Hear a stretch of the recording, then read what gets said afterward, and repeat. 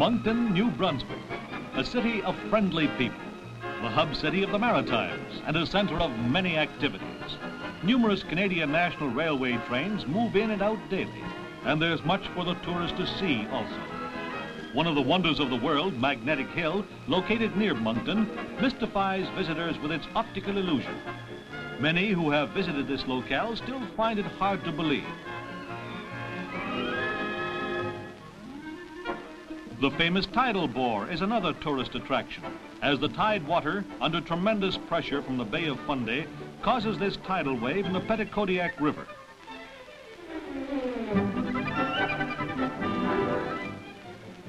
But last winter, Canadians from all over Canada converged on Moncton for something more than Magnetic Hill and the tidal bore. It was the MacDonald Brier that drew all the attention, and Moncton received Canada's curling representatives with open arms. These men from every province were slated to test their skill for the Canadian Curling Championship in the Maritime Centre.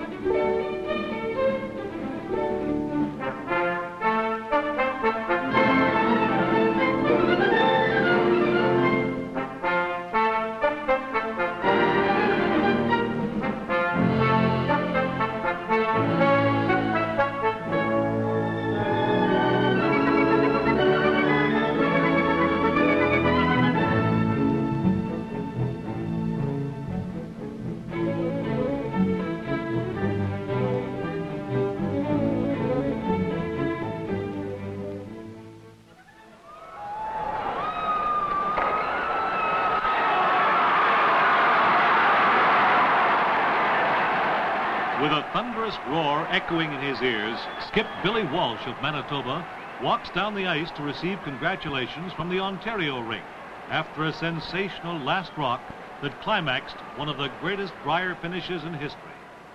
That nerve-wracking final stone by Walsh captured the 1956 Canadian Curling Championship for Manitoba. The second time, the 39-year-old Winnipeg civil servant has walked off with the national honors. Making the presentation is Mr. David M. Stewart of the MacDonald Tobacco Company. He congratulates Skip Billy Walsh. Then he pays tribute to third Al Langlands, second Cy White, and Andy McWilliams, who plays lead. The runners-up in the 1956 Brier, Ontario, skipped by Alfie Phillips, received awards from Mr. H.C. Fortier of Montreal. Here, Ontario's third, Reg Mooney, is being congratulated.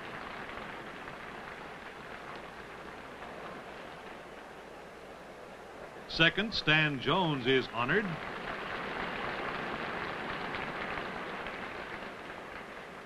And Bill Leake, who plays lead, completing this rink that gave the spectators plenty of thrills. The thousands of spectators who passed through the turnstiles at the stadium in Moncton, New Brunswick, to see curling at its best were not disappointed. They saw many of the aspects of the game skillfully performed, such as we see here, as members of the Saskatchewan rink, caught in slow motion, sweep in perfect unison. On these 5 specially built sheets of ice in the Moncton Stadium were gathered some of the keenest curlers in Canada, who, after many weeks of inter-club, zone, and provincial competition, had gained the right to test their skill for the MacDonald Brier tanker. After being initiated to Moncton hospitality, which is second to none, these rinks were ready for the toughest test of them all, the round-robin playoffs for the Canadian Curling Championship. Every game is a must. There can be no letdowns. Cooperation is essential, and conferences between rink members were common, as strategy in difficult situations was worked out. The young and the old met on common ground at this hub city in New Brunswick. The oldest player was Bert Mann of the Nova Scotia rink, who was 61. While at the other end of the age bracket stood Don Morris from Saskatchewan, who was but 24. 2 former champions took part in the 1956 competition. Matt Baldwin of Edmonton, Alberta, and Billy Walsh of Winnipeg, Manitoba, already had their names engraved on the Brier tankard. These two rinks, coupled with the 9 other representatives, set the stage for some of the toughest competition in Brier history. And tough it was, for 5 days later, a dramatic climax was to unfold. But before this was to happen, the citizens of Moncton threw out the welcome mat for the curlers and fans from across Canada. And that hustling maritime city will long be remembered, as will the drama of the historic playoff game, the first to go 13 ends. The final day of the thrill-packed 1956 MacDonald Brier saw Manitoba in the lead with 8 wins and 1 loss, followed by Ontario with 7 wins and 2 losses, and each having 1 more game to play. Manitoba was against Saskatchewan and Ontario against Nova Scotia. An Ontario win coupled with a Manitoba loss would mean a playoff. In the 6th end of the close Saskatchewan-Manitoba match, the score was 5-4 for Saskatchewan's Jimmy Hill. And here's Billy Walsh's first stone.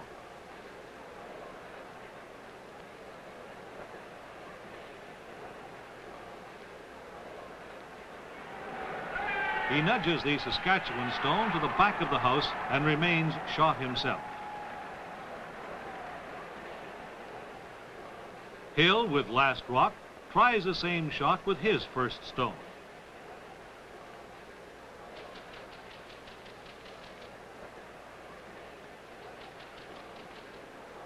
He moves the Manitoba stone out and takes over himself.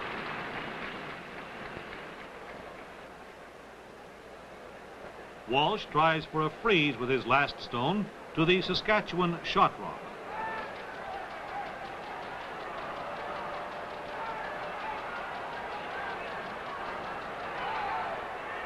It's a little wide, however, he lies shot.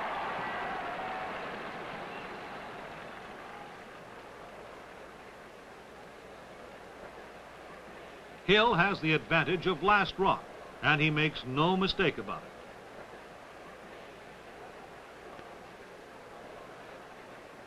He pushes the Manitoba shot to the back of the house and counts 2, making it 7-4 for Saskatchewan, establishing a lead they'd never relinquish.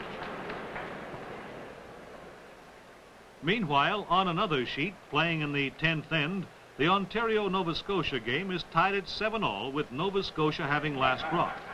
Alfie Phillips, the Ontario skip, misses his last rock and wicks a Nova Scotia stone into the 4-foot circle and rolls out himself. All Jerry Glintz, the Nova Scotia skipper, has to do to count 2 is draw his last stone into the house.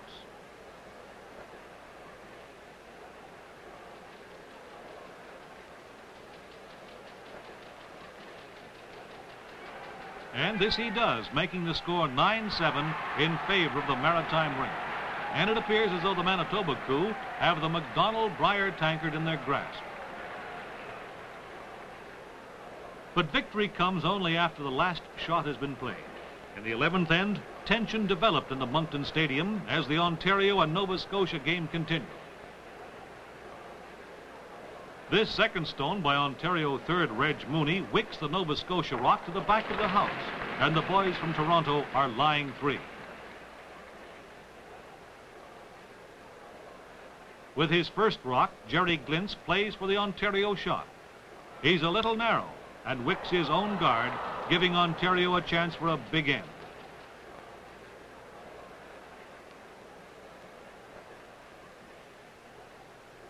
Alfie Phillips, with his first stone, attempts an in-turn draw to 2 of his rocks, hoping to freeze to the front one. A nice draw to lie 4, and Nova Scotia with only 1 rock left.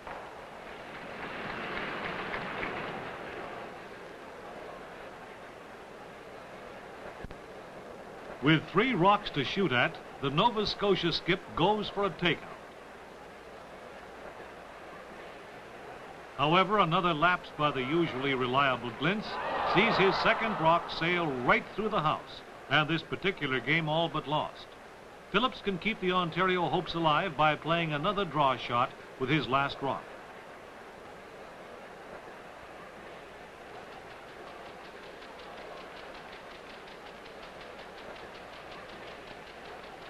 This he does as his stone comes in nicely, chalking up a big 5-ender and moving Ontario ahead 12-9 going into the final end. The Toronto rink never looked back, thus forcing the dramatic playoff game, the 8th since 1927.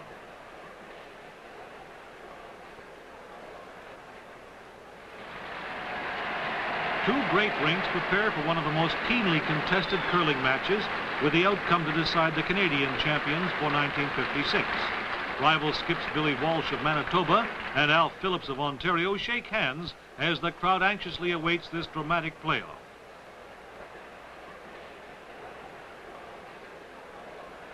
In the second end, after a scoreless first, Ontario, with the advantage of last rock, is lying 1. Their third, Reg Mooney, plays an in-turn draw. He goes through a narrow port to cover the shot rock. On his first shot, Skip Walsh also has to play the in-turn side in order to get by the guards. Since he cannot see much of the Ontario stone, he plays lightweight.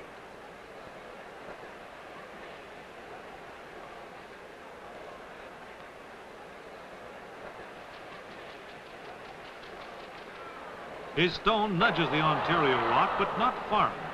Now the Toronto boys still remain shot.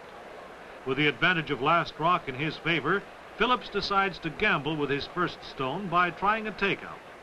This would put his 2 stones behind the Manitoba rock in a counting position. But he doesn't hit it full enough, and now Manitoba lies shot.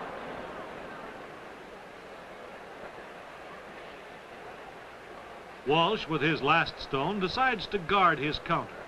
He wants a draw to the front of the house.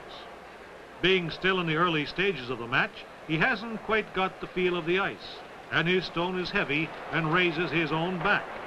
However, he still lies shot.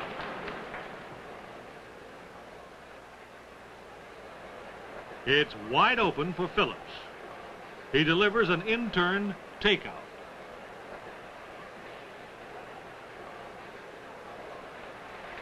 It pushes the Manitoba stone through the house, and Ontario picks up the first score in the game to go ahead 2-0.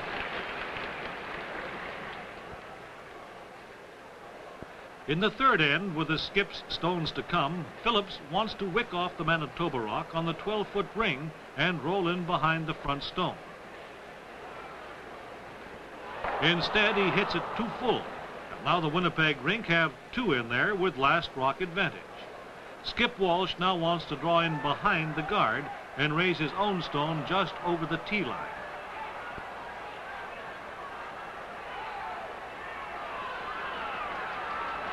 A beautiful raise, and the shot rock is well guarded. Phillips, on his last rock, tries for both of them. He rubs one of his own guards out in front and takes out the third Manitoba counter. With a draw into the house, Manitoba has a chance of going out in front 3-2.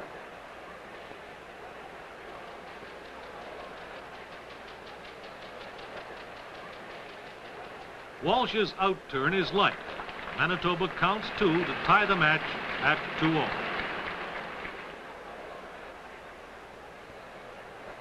Playing in the fourth, Billy Walsh wants to use his first stone to remove the Ontario shot. He has to wick it thin so as not to knock out his own stone at the back of the house, but is a little too thin and fails to stay. On this first stone of Phillips, you'll notice he plays quiet weight.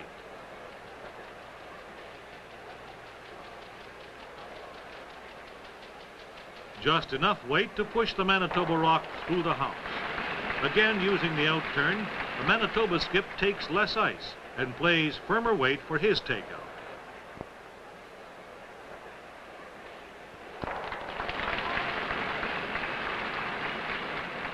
Last rock advantage is an important factor to a rink, especially in a closely fought contest. Here, with that advantage, Phillips plays a straight takeout to count 1 and go ahead 3-2. The match progressed this way for the next few ends, a seesaw battle with each rink picking up singles, Ontario on the even ends. If this situation could be maintained, it would mean that Ontario would have that all-important last rock in the final end. Here in the 8th, with score tied at 4-all, Skip Walsh plays a draw to the front of the house with his first rock. Phillips, the Ontario skipper, plays for a hit with just enough roll to fall in behind the other Manitoba stone.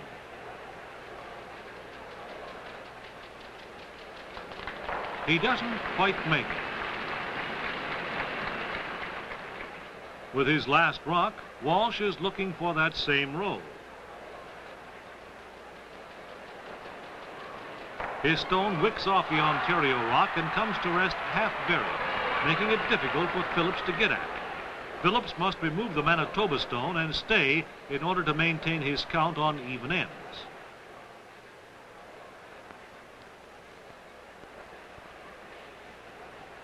However, his last rock is a little wide and heavy, and Manitoba picks up one to move ahead 5-4.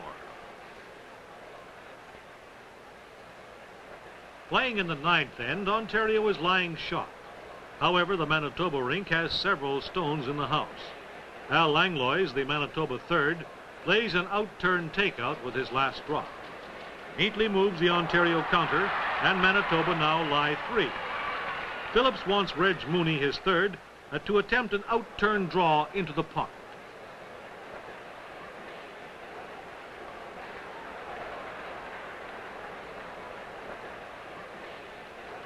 It's a little heavy and is swept back. In order to make it difficult for Phillips to freeze to those rocks, Walsh decides to put one out in front, just biting the 12-foot ring.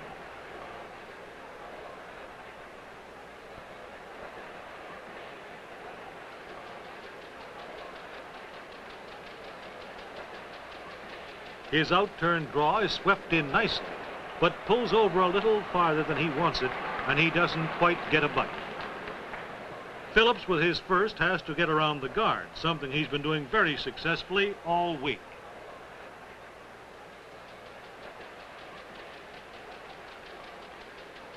On this one, he's narrow and pushes the guard in. Manitoba are now lying 4. Walsh needs a well-placed guard in front of the house on the center line to force Phillips to draw through a port with his last rock. His shot pulls a little farther than he planned, leaving Phillips a 4-foot opening to draw into. Faced with a possible 5-end against him, which would all but cinch the Brier tankard for Manitoba, the steel-nerved Toronto skip plays an out-turn. He makes the shot nicely to count 1 and tie the tension-packed game again.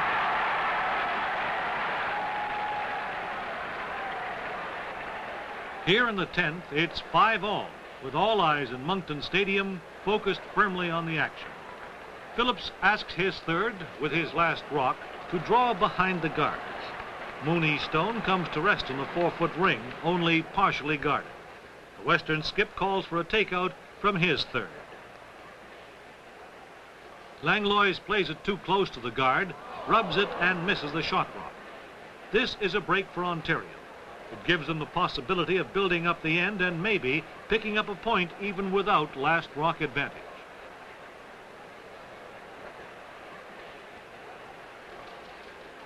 Phillips is a bit heavy with his stone, raising his own rock back to the 12-foot and leaving the shot exposed.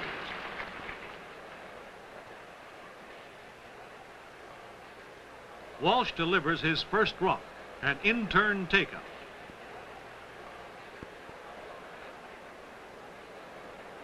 He catches the Ontario stone on the side, removes it, but goes out himself.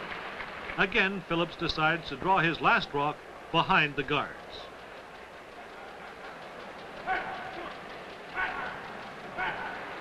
This time he's more successful. Reg Mooney makes sure that it gets to the 8-foot circle. All that's left for the Manitoba skip is a cold draw. This is one of Billy Walsh's specialties.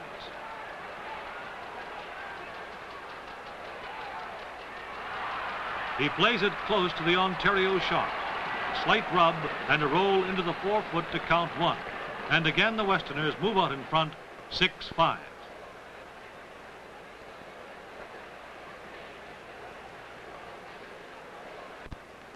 Here's the exciting 11th end with Phillips having last rock.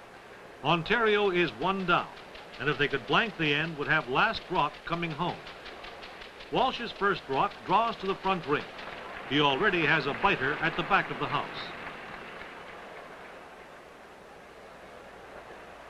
Phillips, the Ontario skip, tries to remove the Manitoba stone in front, but the tricky in-turn will not take, and he goes through the house.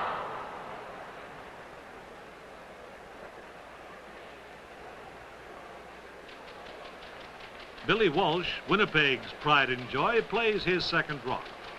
A raise that moves his counter into the 8-foot and well protected. Manitoba now lies 2, but Phillips has that all-important last rock. He tries to edge his way behind with another in-turn, but again the tricky ice beats him, and he has to settle for second shot. The Westerners now have a 7-5 lead going into the final end.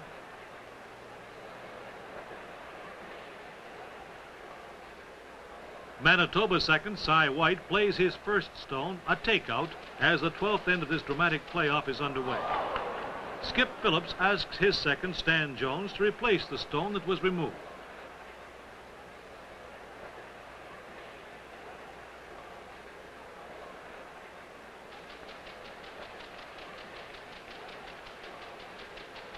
Jones plays a perfect shot right up to the tee line, and Ontario lies 2.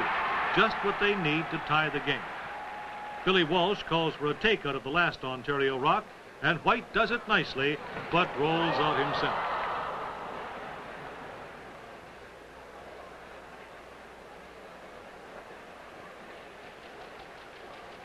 Stan Jones, Ontario's second, again draws beautifully into the house, and Phillips lines it up. He doesn't want Manitoba to have a chance for a double takeout, as the Ontario rink needs 2 to remain in the game. Al Langlois, Manitoba third, uses an out-turn to take out the Ontario rock and roll to the back of the house himself. Phillips signals his third for another draw into the house behind the Manitoba stone in front.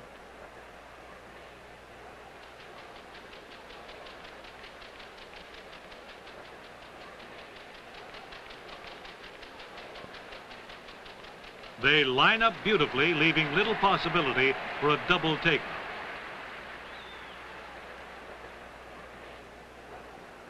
Langlois again uses the out-turn for a takeout and again comes to rest at the back of the house. This leaves backing for a draw shot.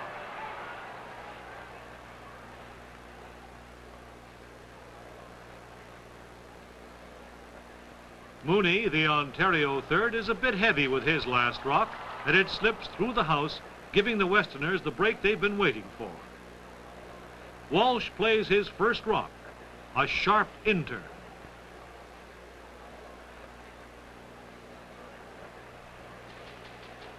It catches the Ontario stone too thin, pushing it across the rings, but it's still shot, and Walsh goes out himself. Phillips plays an in-turn draw to the Manitoba stone.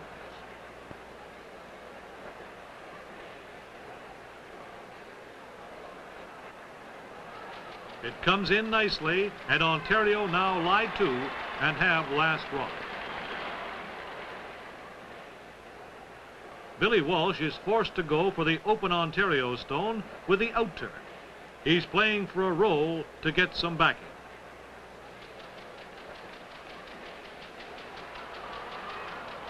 But he gets it almost on the nose with very little roll. Phillips now needs a straight takeout or nudge it on the outside with the out-turn to count 2 and tie up the game and force extra ends.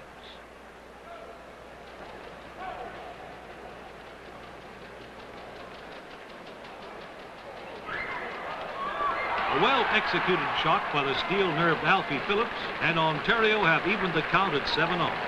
And for the first time in Brier history, a playoff game goes into the 13th end. After weeks of competitive curling, in 5 straight days of it here in Moncton, these 2 rinks are about to settle the Canadian Curling Championship in one end. Tension builds in the stadium as Ontario's second, Stan Jones, plays his first rock just over the hog line. Ontario trying to plug up the front of the house, and Manitoba naturally trying to keep it open, having last rock. Cy White of Manitoba responds to his skip's request with a takeout and rolls out himself.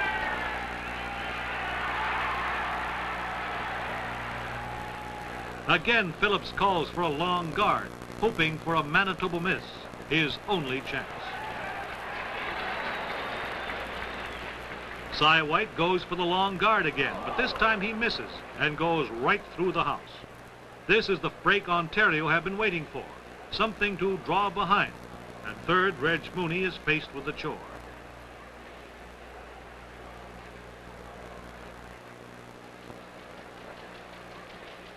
Watch this stone closely. It just grazes the long guard and draws into the 4-foot perfectly covered.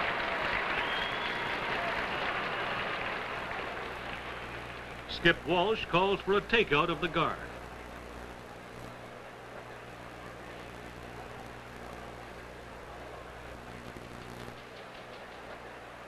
His third, Al Langlois, is a bit narrow, and although he removes the guard, he rolls a bit to still cover the Ontario shot rock. Each shot is becoming more important. Phillips wants a short guard from Mooney to give added protection to his shot rock. Mooney plays it nicely as he just nicks the guard and comes to the front of the 4-foot.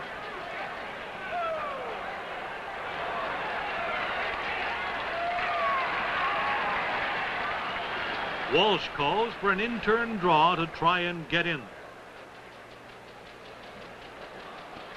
But Langlois is a bit wide, hits his own rock in front of the house, and complicates the end even further. There is still a hole on the in-turn side, and Phillips tries to plug it with his first rock.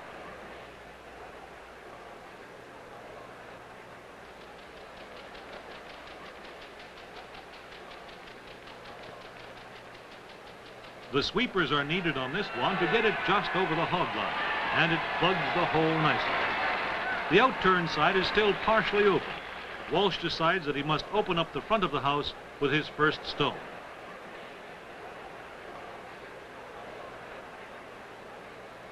He raises the long guard onto the short one and splits them both off.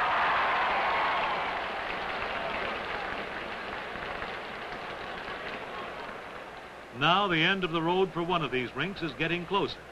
It's a battle right to the finish, with each shot being a must. Skip Alfie Phillips must now decide where to place his last stone. He finally decides to get his shot rock more protection on the outturn side.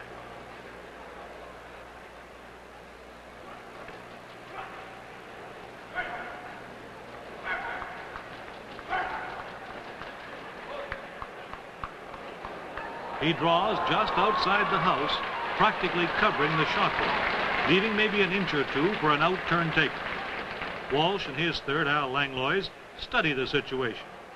All those in-turns, out-turns, draws, takeouts, they mean nothing now.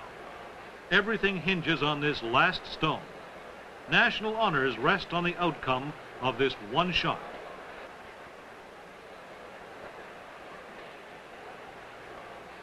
The decision is made, an outturn takeout. Without hesitation, Billy Walsh makes his dramatic delivery.